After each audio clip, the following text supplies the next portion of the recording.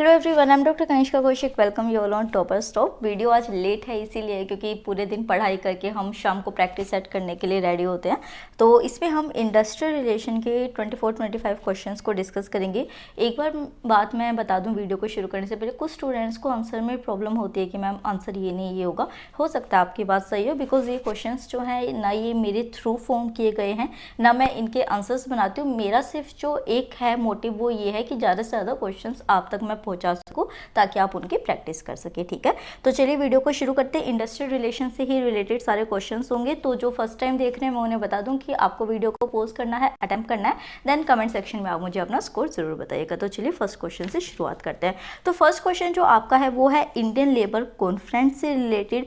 ये आपको बताना, ये फीचर्स दे रखे कि इनमें से कौन सा आपके लिए इनकरेक्ट है। ठीक है, इन तीनों स्टेटमेंट में से। तो first statement it is apex level tripartite consultative committee in the ministry of labour and employment to advise the government on the issues concerning working class of the country. ठीक है, तो इसमें पूछा गया है कि ये एक एपेक्स लेवल की कमेटी होती है, कंसल्टेटिव नेचर होता है इनका, जो कि मिनिस्ट्री ऑफ लेबर और एम्प्लॉयमेंट के अंदर आती है और ये गवर्नमेंट को एडवाइस करती है जो भी वर्किंग क्लास से रिलेटेड इश्यूज होते हैं उससे रिलेटेड। सेकंड स्टेटमेंट जो है वो ये दे रखी है कि ये साल में एक बार मिलती है, it meets once a year.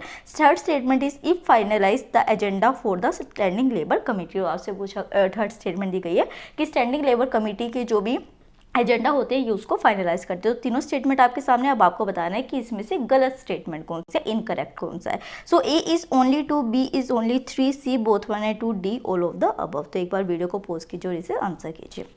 Okay done. तो यहाँ पे बी ऑप्शन जो है वो आपका सही आंसर दे रखा है, डेट इज थर्ड स्टेटमेंट जो है वो यहाँ पे गलत है, बाकी ये दोनों स्टेटमेंट आपकी करेक्ट हो जाएंगी। नेक्स्ट क्वेश्चन इज यहाँ पे मैच ऑफ द फॉलोइंग आपको दे रखा है, जिसमें आपको बेसिकली 3 अप्रोचेज दे रखी है और उसकी थीम्स दे रखी है। तो आपको अप्रोच को सही थीम से मैच यहाँ पे करना है। So A is the Marxian approach, second is socialist approach है, C the social action approach है यहाँ पे आपके सामने, और उसमें जो लिस्ट 2 है, जो थीम है वो उनके सामने मार्क्सिकन अप्रोच के सामने power struggle to control work organisation दे रखा है। सेकंड है power struggle to gain political power. Third है power struggle to improve the lot of working classes. ठीक है, तो अच्छे से इसको पढ़िए और इसे अटेम्प्ट कीजिए। Okay done. तो यहाँ पे बी ऑप्शन जो है वो आपका सही हो जाएगा। जो मार्क्सिकन अप्रोच है वो क्या होती है आपकी, यहाँ पे ए ऑप्शन इसका सही हो जाएगा। जो पॉलिटिकल पावर को गेन करने के लिए पावर स्ट्रगल होता है वो मार्क्सिकन अप्रोच होती है। उसी के बाद जो सोशलिस्ट अप्रोच होता है उसके अंदर जो है वो पावर स्ट्रगल होता है ताकि वर्किंग क्लासेस को इम्प्रूव किया जा सके। और जो सोशल एक्शन अप्रोच होती है उसके अंदर ये क्या हो गया आपका बी हो गया, सॉरी ये सी हो गया आपका, ये बी हो गया। यहाँ पे जो है पावर स्ट्रगल होती है ताकि वर्क ऑर्गेनाइजेशन को कंट्रोल किया जा सके। So B option is correct here. Next question is dash means any business trade undertaking manufacture और calling of employers and includes any calling services employment handicraft और industrial occupation और a vocation of workman. तो आपको बताना है कि यहाँ पे ये जो है ये क्या होगा, मतलब कि ये एम्प्लॉयर के बारे में बताया जा रहा है, इंडस्ट्री के बारे में बताया जा रहा है, ऑर्गेनाइजेशन के बारे में या एस्टेब्लिशमेंट के बारे में। तो एक बार वीडियो को पॉज कीजिए और इसे अटेम्प्ट कीजिए। Okay done.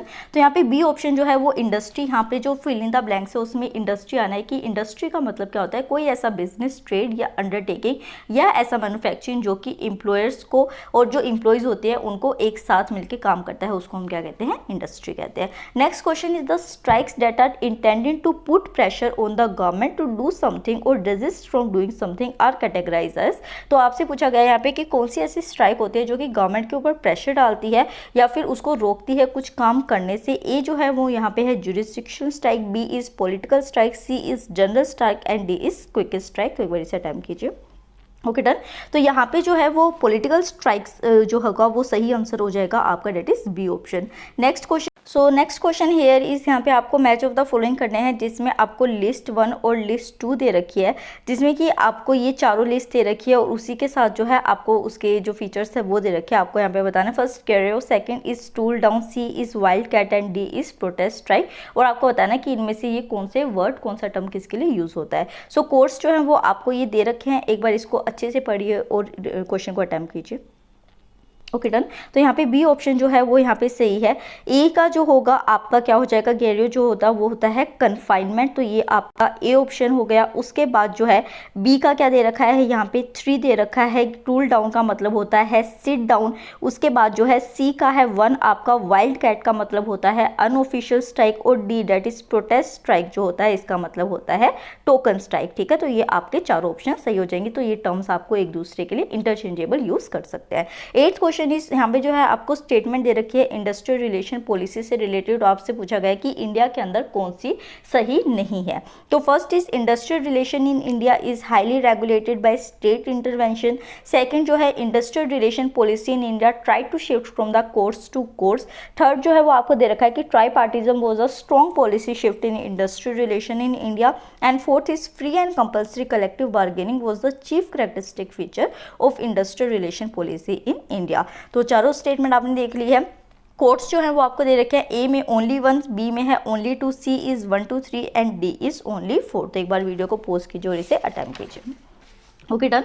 तो यहाँ पे डी ऑप्शन जो है वो आपका सही है, मतलब कि ये जो फोर्थ स्टेटमेंट है जिसमें ये कहा गया है कि फ्री और जो कंपल्सरी कलेक्टिव बार्गेनिंग जो होती है वो चीफ कैरेक्टरिस्टिक है एक इंडस्ट्रियल रिलेशन पॉलिसी का, ये स्टेटमेंट गलत है। बाकी तीनों ही स्टेटमेंट, जैसे कि फर्स्ट स्टेटमेंट में कहा गया है कि इंडस्ट्रियल रिलेशन जो है वो स्टेट इंटरवेंशन से रेगुलेट की जाती है इंडिया के अंदर। सेकेंड में इंडस्ट्रियल रिलेशन पॉलिसी जो होती है उसमें कोशिश की जा रही है कि किस तरीके से कोर्ट से जो है वो कोर्ट्स में शिफ्ट किया जा सकता है, और ट्राई पार्टिज्म जो होता है वो एक स्ट्रॉन्ग पॉलिसी शिफ्ट जो है इंडस्ट्रियल रिलेशंस के अंदर इंडिया में देखा जाता है। तो तीनों स्टेटमेंट यहाँ पे आपकी सही हो जाएंगी।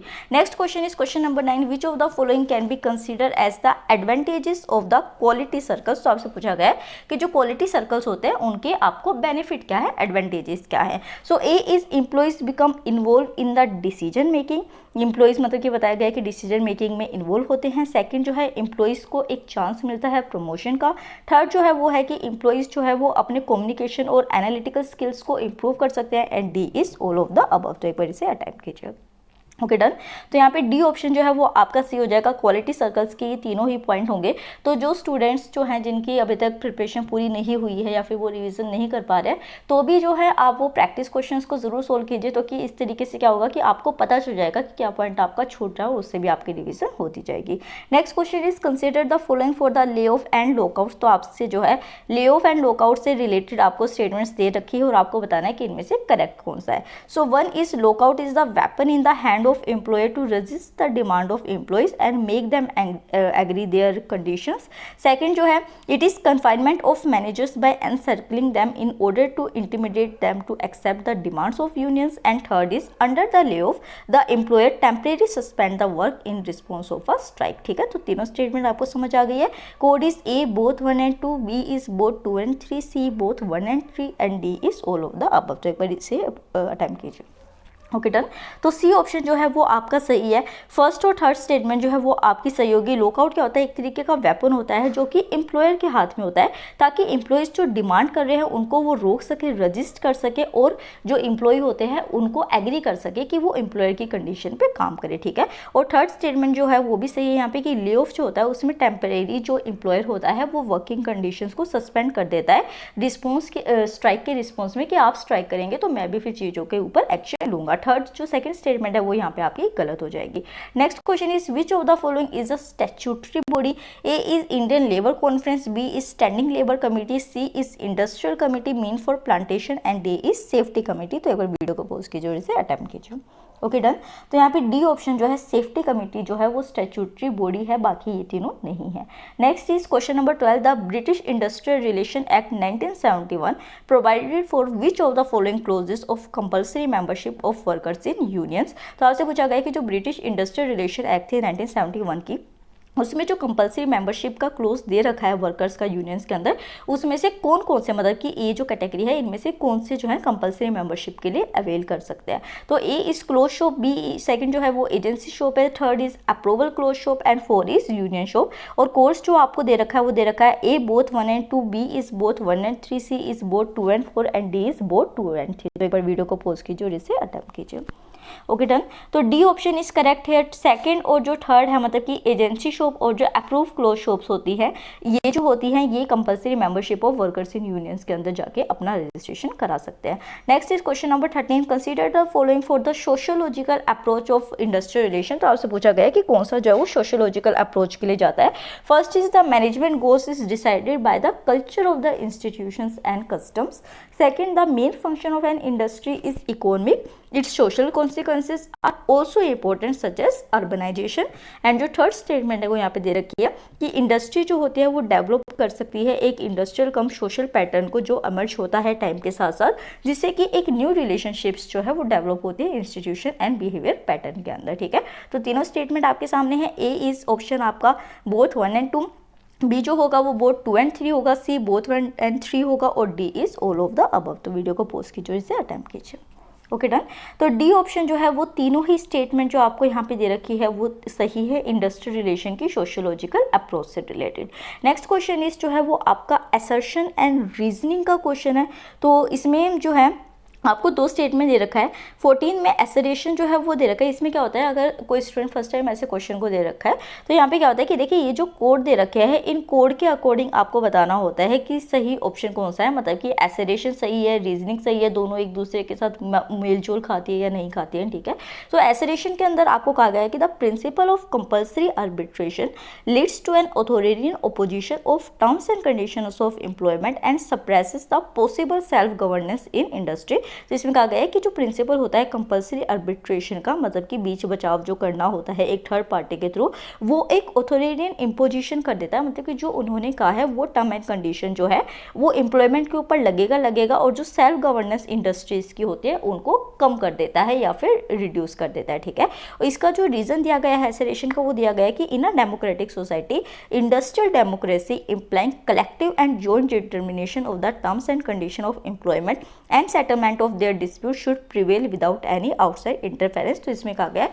कि जो एक डेमोक्रेटिक सोसाइटी होती है या फिर हम इंडस्ट्रियल डेमोक्रेसी की बात करते हैं तो उसमें जो है टर्म और कंडीशन एम्प्लॉयमेंट की वो इस तरीके से होनी चाहिए ताकि जो भी डिसीजंस लिए जा सके वो कलेक्टिव और जॉइंट डिटर्मिनेशन के थ्रू लिए जा सके, जिसमें कि आउटसाइड इंटरफेरेंस ना हो। ठीक है, तो दोनों आपने देख लिया है। अब जो कोड आपको दे रखे ये कोड्स क्या है, बेसिकली आपके ऑप्शंस हैं। तो इसमें कि ए दिया गया है कि एसरेशन गलत है बट जो रीजनिंग है वो सही है। सेकेंड ऑप्शन में आपको दिया गया है कि एसरेशन और रीजनिंग दोनों सही है बट जो रीजनिंग है वो करेक्ट एक्सप्लेनेशन आपके एसरेशन की नहीं है। थर्ड जो स्टेट ऑप्शन है उसमें दिया गया है कि एसरेशन और रीजनिंग दोनों ही सही है बट जो रीजनिंग है वो एक वन साइडेड व्यू दे रही है ताकि वो एसरेशन को जस्टिफाई कर सके, मतलब उस पॉइंट को सही प्रूव कर सके। और डी ऑप्शन इज हेयर कि जो एसरेशन है वो सही है बट जो रीजनिंग है वो गलत है। ठीक है, तो वीडियो को पॉज कीजिए और इसे अटेम्प्ट कीजिए। Okay done. तो यहाँ पे सी ऑप्शन जो है वो आपका सही हो जाएगा। बेसिकली क्या है कि एसरेशन भी ठीक है, रीजनिंग भी ठीक है, बट जो रीजनिंग है वो बस एक तरफा आपको तरीका बता रही है जिससे कि किसी तरीके से एसरेशन को सही बताया जा सके। So C option is correct here. Next question is which of the following is incorrect for the presiding officer of labour code. तो आपसे पूछा गया है कि जो लेबर कोड के प्रिसाइडिंग ऑफिसर होता है उससे रिलेटेड आपको 4 स्टेटमेंट दे रखी है कि इनमें से कौन सी गलत है। ए इज ही इज और हैज बीन अ जज ऑफ अ हाई कोर्ट। इसमें कहा गया है कि वो जो है जज हाई कोर्ट के होने चाहिए या पहले होने चाहिए। सेकंड जो है वो दे रखा है कि he has for a period of not less than 3 years been a district जज और एन एडिशनल डिस्ट्रिक्ट जज। सेकंड स्टेटमेंट दिया गया है कि उनको एटलीस्ट 3 साल जो अपनी सर्विस है वो एज डिस्ट्रिक्ट जज उन्होंने दी हो या फिर एडिशनल डिस्ट्रिक्ट जज दी हो। C statement is he has held any judicial officer in India for not less than 3 years। इसमें कहा गया है कि उन्होंने कोई भी जुडिशियल ऑफिसर जो है उसके तरीके से काम किया हो एटलीस्ट 3 years के लिए। और last statement is he has been the presiding officer of a labour code constituted under any provincial act और state act for not less than 5 years। तो यहाँ पे कहा गया है कि वो जो है वो प्रिसाइडिंग ऑफिसर किसी लेबर कोड के रहे हों किसी भी प्रोविंशियल एक्ट या स्टेट एक्ट के अंदर बट एटलीस्ट 5 years तक। ठीक है, तो वीडियो को पोस्ट कीजिए और इसे अटेम्प्ट कीजिए। Okay done. तो सी ऑप्शन जो है वो आपका गलत हो जाएगा। ये जो तीनों हैं ये उनकी कंडीशंस होती है बट जो वो एक जुडिशियल ऑफिसर रहने चाहिए 3 years के लिए, ये वाली कंडीशन आपकी गलत हो जाएगी। Next question is question number 16 जिसमें कि पूछा गया है कि which of the following is the member of the Asian productivity organisation and inter governmental body of which is the government of India is the founder member. तो आपसे पूछा गया है कि एशियन प्रोडक्टिविटी जो ऑर्गेनाइजेशन है इनमें से कौन से उनके मेंबर है जिसमें कि इंडिया एक फाउंडर मेंबर रही थी एशियन प्रोडक्टिव ऑर्गेनाइजेशन ऑर्गेनाइजेशन के, ठीक है। So A is committee on convention, B is steering committee on wages, C is central board of workers education and D is national productivity council, that is NPC. तो video को pause कीजिए, इसे attempt कीजिए। Okay done. तो D option is correct है, national productivity council जो है वो मेंबर है इसकी एपीओ की, ठीक है। Next question is question number 18, which of the following is correct in context of a trade union being represented in Indian labour conference. तो आपसे पूछा गया है कि ये जो ट्रेड यूनियंस होती हैं उनसे रिलेटेड कौन सी स्टेटमेंट सही है जो कि इंडियन लेबर कॉन्फ्रेंस में उनको रिप्रेजेंट किया जाता है, ट्रेड यूनियंस को, उनसे रिलेटेड स्टेटमेंट, ठीक है। A is only trade union organisation which have a membership of more than 5 lakh spread over 4 states and 4 industries are given represented in ILC। इसमें कहा गया है कि सिर्फ वो ट्रेड यूनियन जिनकी मेंबरशिप एटलीस्ट 5 लाख की होनी चाहिए और वो 4 स्टेट्स में फैले हुए हों और 4 इंडस्ट्रीज के अंदर हो, तभी वो ILC के थ्रू रिप्रेजेंट हो सकते हैं। बी स्टेटमेंट जो है वो यहाँ पे दिए कि only trade union organisation which have a membership of more than 4 lakh spread over 4 states and 4 industry are given represented in ILC। तो यहाँ पे मेंबरशिप की बात की गई है कि यहाँ पे 5 लाख दिया गया था, यहाँ पे 4 लाख आपको दे दिया गया है। यहाँ पे जो है वो दे रखा है 7 लाख का और जो लास्ट है वो आपको कितना दे रखा है, अगेन जो है 4 लाख का दे रखा है और उसी के साथ 5 इंडस्ट्रीज का ऑप्शन दे रखा है, ठीक है। तो ये मैं एक बार थोड़ा सा रब कर देती हूँ ताकि आपको क्लियर हो जाए। तो यहाँ पे आपको बताने की कौन सी स्टेटमेंट सही है, तो वीडियो को पॉज कीजिए, इसे अटेम्प्ट कीजिए। Okay done. तो ए ऑप्शन जो है वो करेक्ट है, जो एक ट्रेड यूनियन ऑर्गेनाइजेशन ऐसी जिसकी की 5 लाख जो है वो मेंबरशिप होनी चाहिए और 4 स्टेट्स के अंदर और 4 इंडस्ट्रीज के अंदर उनका स्प्रेड होना चाहिए, वही ILC के अंदर जो है एलिजिबल हो सकते हैं। Next question is according to IT act, that is industry dispute act 1947, which of the following best defines the average pay of a monthly paid workman.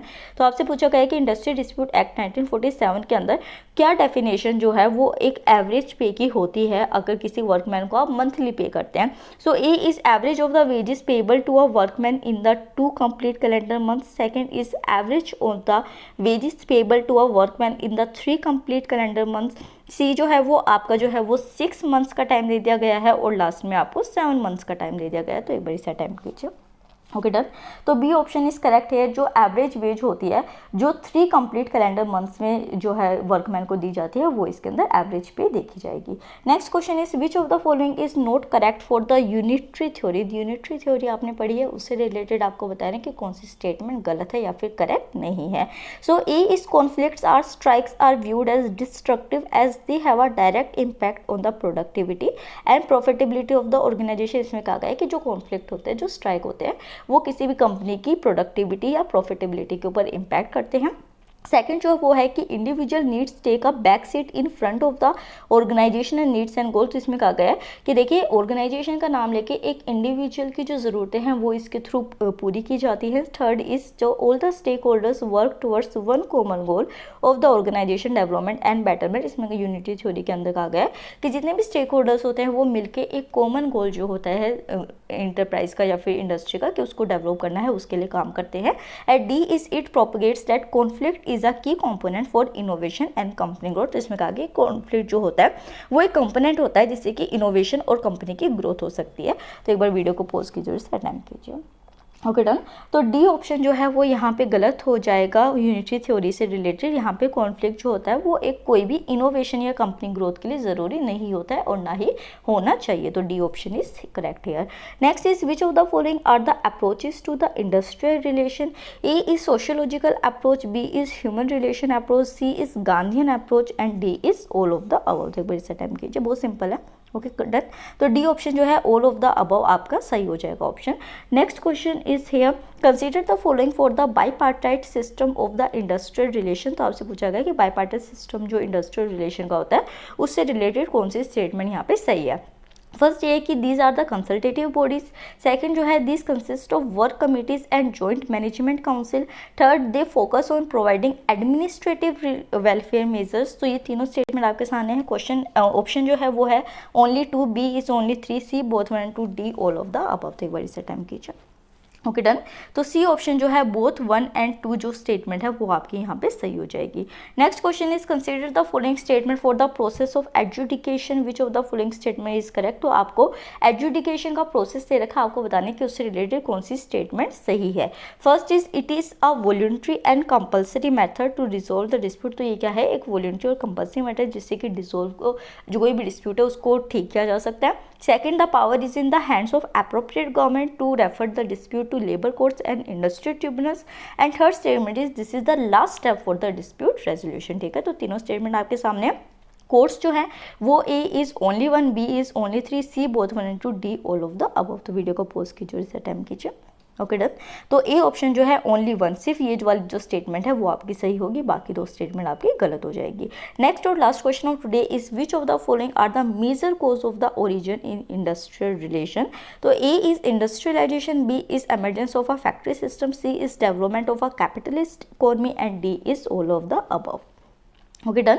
तो यहाँ पे डी ऑप्शन जो है वो आपका सही हो जाएगा। जो भी इंडस्ट्रियल रिलेशन का ओरिजिन होता है वो इंडस्ट्रियलाइजेशन, फैक्ट्री सिस्टम के इमरजेंस और उसी के साथ कैपिटलिस्ट इकोनॉमी के डेवलपमेंट के साथ ही इंडस्ट्रियल रिलेशन का ओरिजिन हुआ था।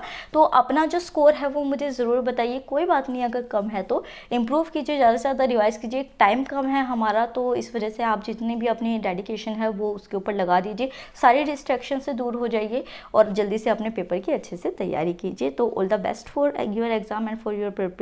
और वीडियो को लाइक जरूर कीजिएगा, चैनल को सब्सक्राइब कीजिएगा। Thank you so much.